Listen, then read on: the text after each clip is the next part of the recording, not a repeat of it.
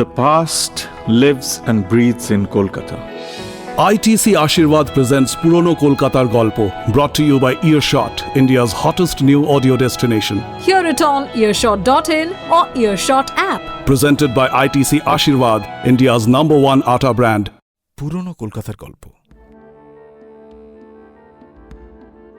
কলকাতা শহরের ঐতিহাসিক প্রতিষ্ঠা হয় সপ্তদশ শতাব্দীর শেষের দিকে ১৬৯০ সালে। কিন্তু ১৭৫৭ সালে অর্থাৎ পলাশীর যুদ্ধের আগে পর্যন্ত কলকাতায় চলেছে নবাবী হাওয়া। পলাশীর যুদ্ধের পর থেকেই কলকাতায় শুরু হয় প্রকৃতপক্ষে কোম্পানির আমল। সেই সময় কলকাতার ইংরেজরা পরিচিত হয় একটি শব্দের সঙ্গে। শব্দটি হল নবাব। ইংরেজরা যখন কেবল বাণিজ্যের মুনাফালোভী ছিল, সাম্রাজ্যের প্রতি যখন তাদের প্রখর দৃষ্টি ছিল না, তখন নবাবী বিলাসিতা ও চালচলনের প্রতি তারা আকৃষ্ট হয়নি। তার অনেক পরে যুদ্ধ বিগ্রহে জয়লাভ করে এবং এদেশের অফুরন্ত ঐশ্বর্যের সন্ধান পেয়ে যখন তারা রাজ্য শাসনের স্বপ্ন দেখতে লাগল, তখন থেকেই এদেশের নবাবদের অনুকরণে তাদের মনেও নবাব হওয়ার বাসনা জাগল। সাহেব নবাবির জন্ম হল অষ্টাদশ শতাব্দীর মাঝামাঝি থেকে। এই নবাবই হল স্বেচ্ছাচারিতা, উচ্ছৃঙ্খলতা ও চরম ভোগবিলাসিতার নামান্তর মাত্র। নবাবী বিলাসিতা সহজ ব্যাপার নয়, তার জন্য প্রচুর অর্থের প্রয়োজন।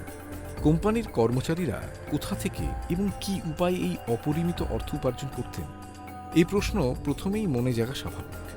কোম্পানির কর্মচারীদের চাকরির গ্রেড ছিল প্রধানত চারটি: রাইটার, ফ্যাক্টর, জুনিয়র মার্চেন্ট আর সিনিয়র মার্চেন্ট। ক্লাইভের যুগে রাইটারদের বেতন ছিল বছরে ৫ পাউন্ড, সিনিয়র মার্চেন্টের বেতন ছিল বছরে ৪০ পাউন্ড। পরে অবশ্য তাদের বেতন ও ভাতা আরও বেড়েছিল, কিন্তু এমন কিছু বাড়েনি যাতে তারা নবাব হওয়ার স্বপ্ন দেখতে পারেন। তাহলে পর্যাপ্ত পরিমাণে অর্থ তারা রোজগার করতেন কি উপায়? কোম্পানির কর্মচারীদের অর্থ রোজগারের প্রধান উপায় ছিল নিজেদের ব্যক্তিগত ব্যবসা বাণিজ্য, এবং তার চেয়েও বড় পন্থা ছিল নানা রকমের উৎকোচ ও উপঢৌকন। ব্যক্তিগত ব্যবসা বাণিজ্যে তারা ইন্টারলোপিং করতেন বেশি।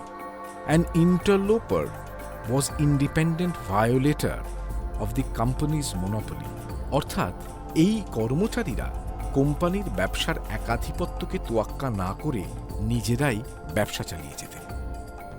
ইন্টারলোপিং করে কোম্পানির রাইটার, ফ্যাক্টর ও মার্চেন্টরা প্রচুর পরিমাণে অর্থ রোজগার করতেন, এবং সেই অর্থ এদেশের রাজারাজরাদের সঙ্গে পাল্লা দিয়ে নবাবী বিলাসিতায় ব্যয় করতেন। তাতেও তাদের সঞ্চিত অর্থের ভাণ্ডার শূন্য হতো না।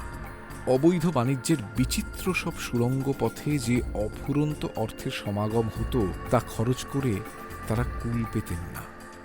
তার সঙ্গে ছিল উৎকোচ ও উপঢৌকনের অসংখ্য চোরাপথে আমদানি অর্থ। পলাশীর যুদ্ধের পর থেকে এই উৎকোচের পথ আরও অনেক প্রশস্ত হয়ে গেল। ইংরেজ বণিকরা প্রায় রাতারাতিই বলা চলে আমাদের দেশের কিং মেকার হয়ে উঠলেন। প্রচুর টাকা উৎকোচের বিনিময়ে রাজ সিংহাসনেরও লেনদেন হতে থাকল।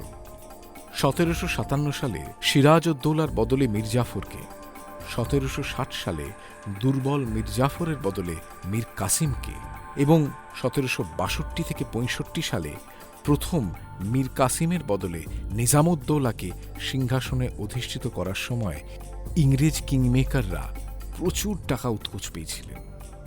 পলাশীর যুদ্ধের পর সেই আমলে ক্লাইভ পেয়েছিলেন ২,১১,৫০০ টাকা। এটা নবাব অদলবদলের দক্ষিণা। এছাড়া আরও অনেক রকমের উৎকোচের পথ খোলা ছিল। বর্ধমান জেলার কালেক্টর জন ব্যাথো স্থানীয় জমিদারকে লবণ ব্যবসার সুযোগ সুবিধে দিয়েছিলেন প্রথম ২ বছরে ২৮,০০০ টাকার ঘুষের বিনিময়ে।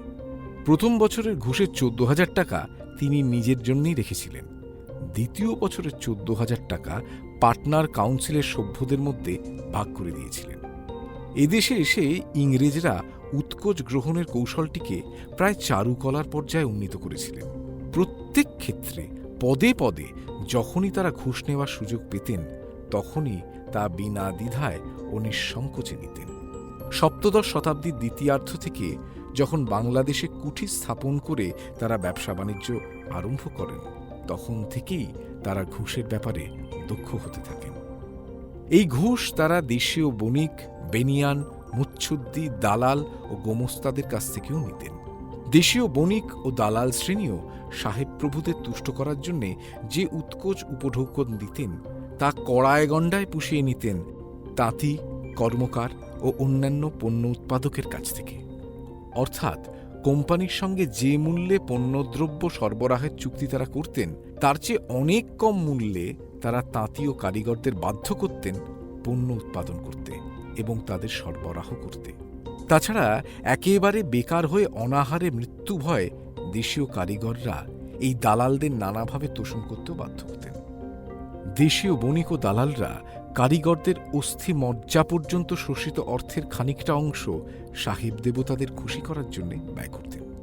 এইসব উপায়ে অর্থ উপার্জন করতেন ইংরেজরা।